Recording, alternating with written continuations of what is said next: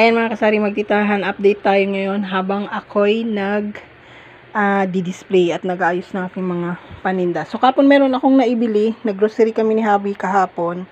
Ayan, so ngayon nag-aayos ako dahil nag-display nga ako. So ito yung mga ayusin ko ngayon. Ayan, ito yung mga pinagbili ko kahapon. Tapos ayan yung isang plastic na display ko na kasi nagusan ako ng premium.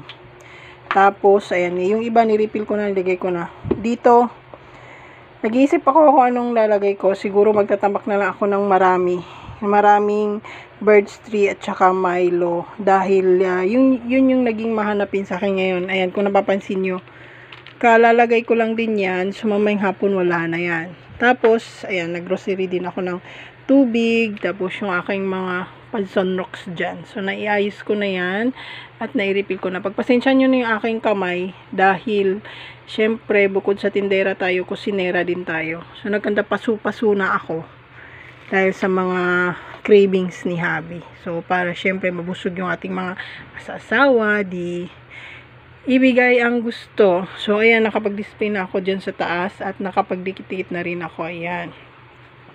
Tapos, nag-display na rin ako ng aking mga padilata. So, ayan na yung aking mga pamineral.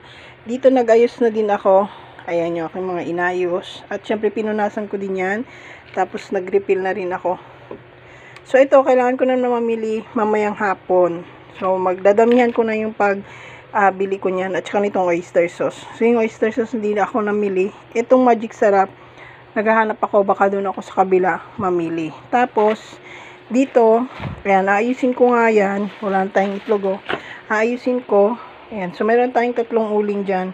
Aayusin din natin yan ngayon. At syempre, bago natin aayusin yun, ayan, magre-refill na muna ako ng aking mga paninda. Tapos mamaya, babalikan ko kayo dahil, ayan, ayaw ko mag-video habang nagdi-display ako kasi, ayun, napapagod ako mag-edit, napapagod na ako voiceover. Kaya ang ginagawa ko ganito na lang, update na lang tayo ng actual, tapos babalikan ko kayo mamaya, update ko kayo kung tapos na akong mag-display dito.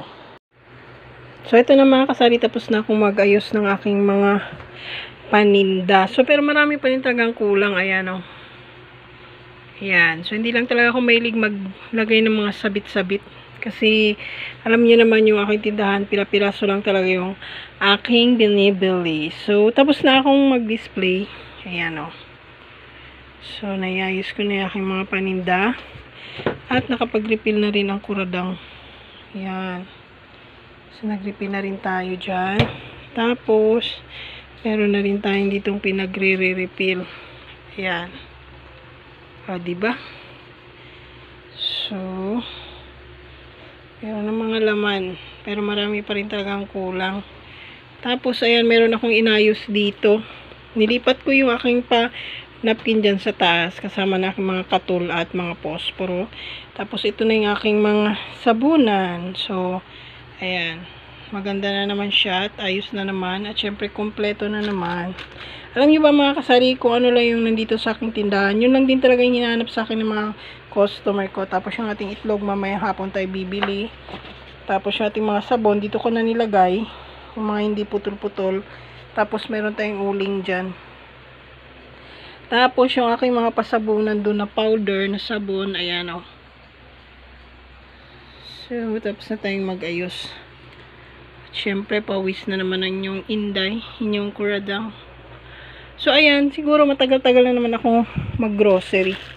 Dahil ayokong magtambak mga kasari. Paubos na muna natin. Katulad na aking mga padilatan na yan. Kung nakita nyo nung nakaraan. Ayan. So, kung ano yung nakikita nyo sa tindahan ko mga kasari, yun lang din talaga yung mga hinahanap sa akin. Hindi na ako naglalagay pa ng ibang mga paninda.